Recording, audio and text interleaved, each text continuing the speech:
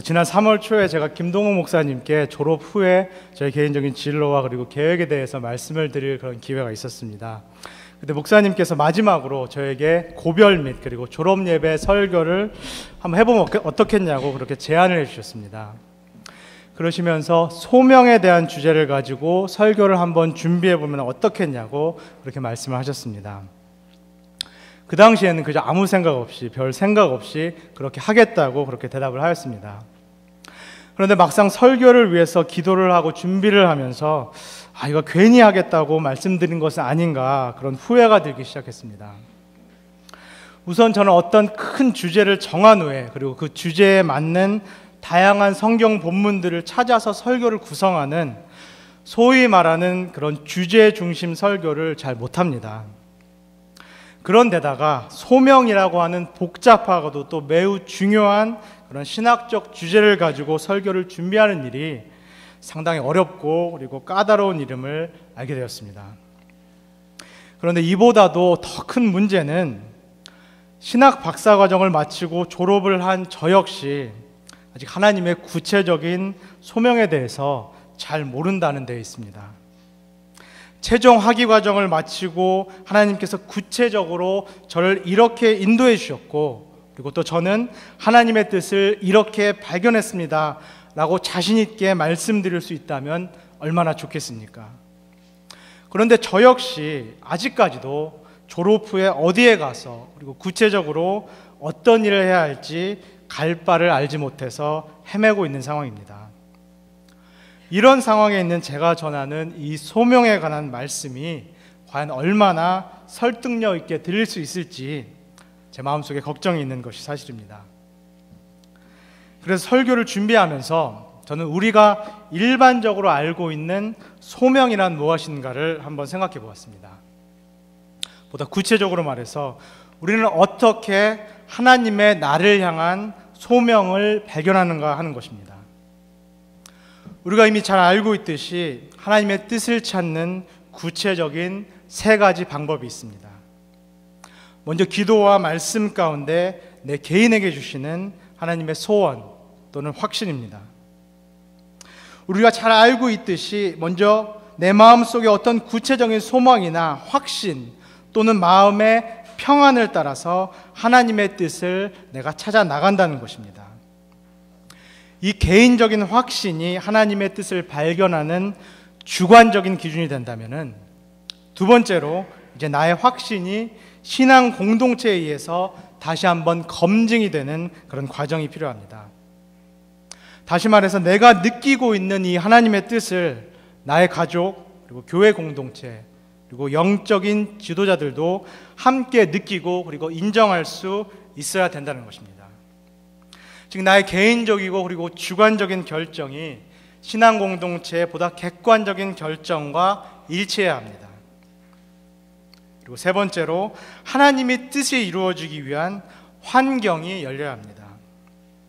하나님의 뜻을 향한 나의 개인적인 결정이 공동체를 통해서 객관적으로 지지를 받는다고 하더라도 내가 나아갈 수 있는 환경이 열리지 않는다면은 이 길이 과연 하나님의 뜻인가 다시 한번 생각해 보아야 한다는 것입니다. 그렇기 때문에 우리가 일반적으로 알고 있는 이 하나님의 소명을 발견하는 길은 크게 세 가지로 요약이 됩니다. 첫째로 나의 개인적이고 주관적인 확신, 둘째로 신앙 공동체의 객관적인 검증, 그리고 마지막으로 환경의 열림입니다.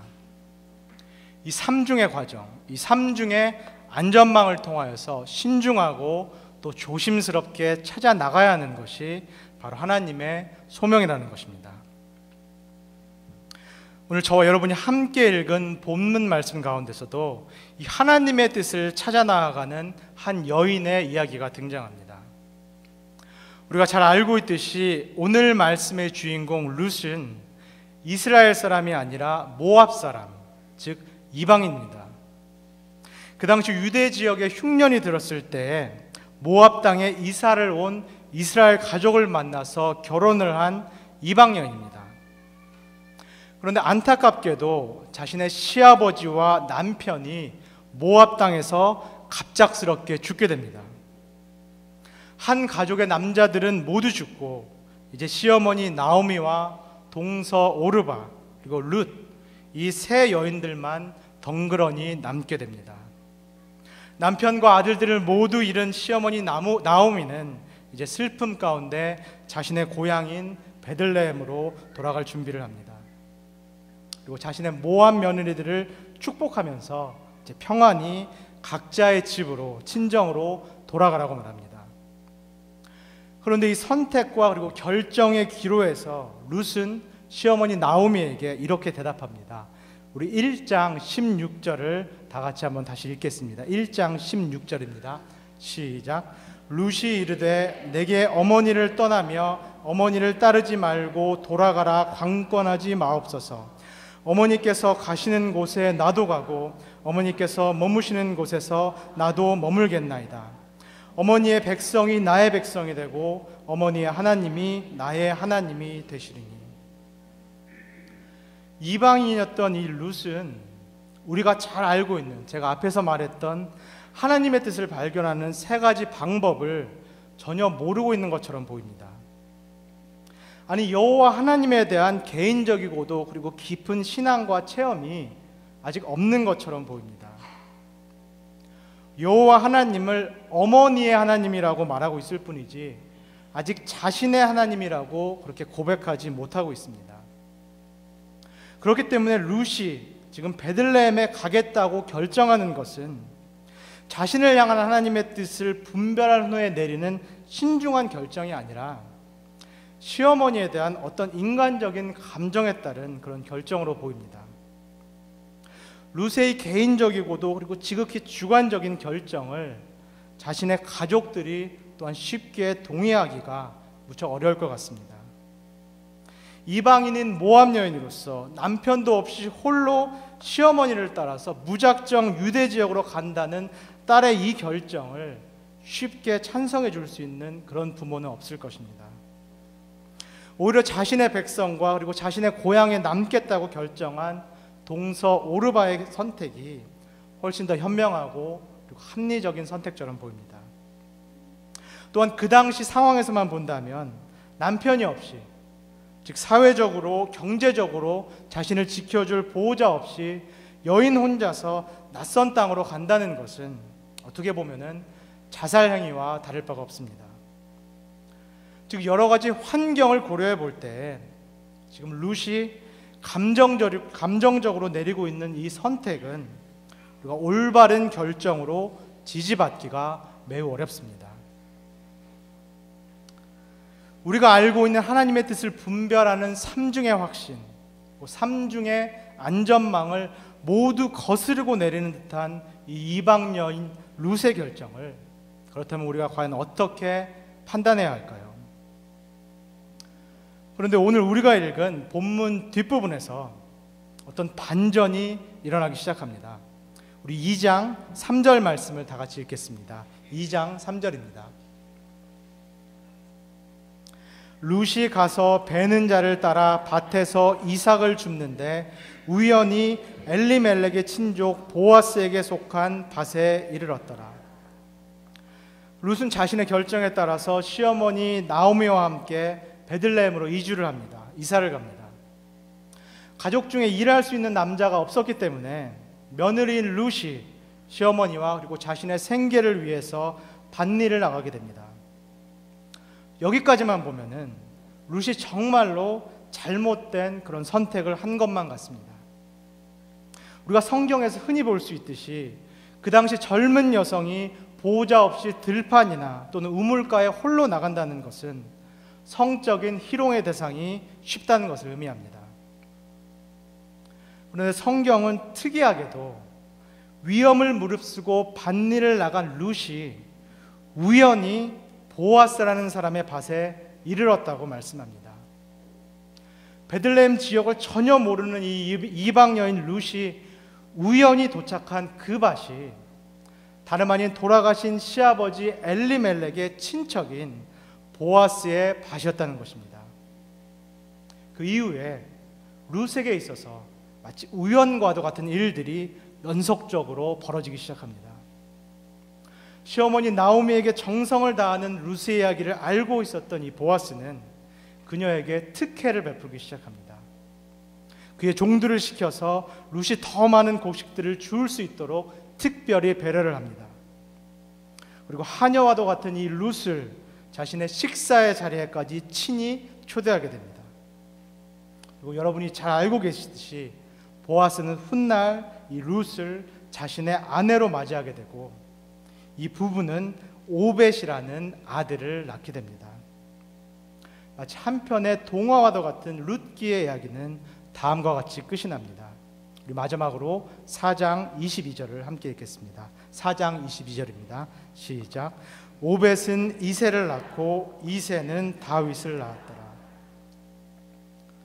바로 여기서 우리는 룻에게 일어난 이 모든 우연 같은 일들이 결코 우연이 아니었음을 알 수 있습니다. 마태복음 1장에 예수 그리스도의 족보에 나타나 있듯이 이 이방 여인 룻은 다윗 왕의 조상인 오벳을 낳은 사람입니다. 즉 예수 그리스도의 직계계보 안에 들어있는 그 구원의 계획 안에 들어있는 4명의 여인 중 1명이 바로 이 룻입니다. 룻이 시어머니를 따라서 시어머니 나오미를 따라서 자신의 고향을 떠나서 베들레헴으로 가기로 결정했을 그 당시에는 하나님의 큰 구원 계획 안에 들어있는 자신의 소명을 알지 못했습니다. 아니 하나님을 잘 알지 못하는 이방 여인으로서 하나님의 뜻을 어떻게 구하고 분별하는지조차도 잘 알지 못하는 사람이었습니다. 하지만 성경은 바로 이 여인이 온 인류를 위한 하나님의 구원 계획 안에 있었다고 우리에게 말씀합니다. 지극히 인간적으로 보이는, 아니 무모하기까지 한 이 룻의 결정 가운데에 하나님의 개입이 숨겨져 있었다고 말씀합니다. 마치 철저하게 버림받은 것처럼 보이는 이 나오미와 룻의 삶이 여전히 하나님의 계획 가운데 진행되고 있었다는 것입니다. 사랑하는 성도 여러분, 오늘 이 룻의 이야기를 통해서 하나님께서 우리에게 주시는 말씀은 무엇입니까? 우리가 알고 있는 하나님의 뜻을 발견하는 삼중의 확신, 그리고 삼중의 안전망을 완전히 무시하라는 말씀이 결코 아닙니다. 그저 내가 원하는 대로, 내 인간적인 감정이 이끄는 대로 무모하게 결정하는 것이 옳다는 것은 더더욱 아닙니다. 하나님께서 룻의 이 특별한 이야기를 통해서 우리에게 말씀하시는 것은 우리의 소명이, 아니 우리 삶 전체가 하나님의 분명한 섭리와 그리고 계획 가운데 있다는 것입니다. 우리가 나아가는 길이 그저 운명이나 운에 따라서 결정되는 것이 아니라는 것입니다. 나의 삶이 그저 아무런 관련 없는 그런 우연들의 연속에 의해서 좌우되는 것이 결코 아니라는 것입니다. 실존주의 철학자들이 말하듯이 나의 존재가 그저 우연히 이 세상에 던져진 그런 종류의 것이 결코 아니라는 것입니다. 이방 여인이었던 이 룻의 결정과 결단 가운데에서도 눈에 보이지 않는 하나님의 숨겨진 간섭이 있었습니다. 마치 우연과도 같은 인간적인 만남들과 그리고 사건들 속에서도 하나님의 보이지 않는 섭리가 있었습니다. 특별할 것이 없어 보이는 마치 작은 소품과도 같은 이 룻의 이 삶이 태초부터 정하신 하나님의 분명한 계획 가운데 들어 있었다는 말씀입니다. 사랑하는 프린스턴 한인장로교회 성도 여러분, 특별히 이제 더 넓고 그리고 높은 곳으로 나아가는 우리 졸업생 여러분, 이 하나님의 놀라운 그리고 숨겨진 섭리 가운데 우리 자신의 삶을 맡길 수 있는 믿음의 용기가 있기를 주님의 이름으로 소원합니다. 비록 지금 한 치 앞도 내다볼 수 없다 하더라도, 도무지 조그마한 빛도 내 눈앞에 보이지 않는다 하더라도 나의 삶 가운데 비밀스럽게 그리고 신비하게 역사하시는 하나님의 숨겨진 손을 붙잡을 수 있기를 소원합니다. 이방년이었던 룻의 삶을 그리고 그의 결정을 주관하셨던 그 하나님께서 하나님의 자녀가 된 저와 그리고 여러분의 삶을 동일하게 인도하실 줄 믿습니다. 지극히 인간적인 것처럼 보이는 결정들 가운데에서도, 그리고 마치 우연과도 같은 만남들 가운데에서도, 그리고 도무지 이유를 알 수 없는 그런 사건들 가운데에서도 그 속에서 역사하고 계신 하나님을 바라볼 수 있기를 소원합니다. 지금 내 삶과 그리고 결정을 이끌고 계신 이 하나님의 보이지 않는 손을 믿음으로 붙잡고 담대히 세상을 향해 나아가는 우리 모두가 될 수 있기를 주님의 이름으로 간절히 소원합니다.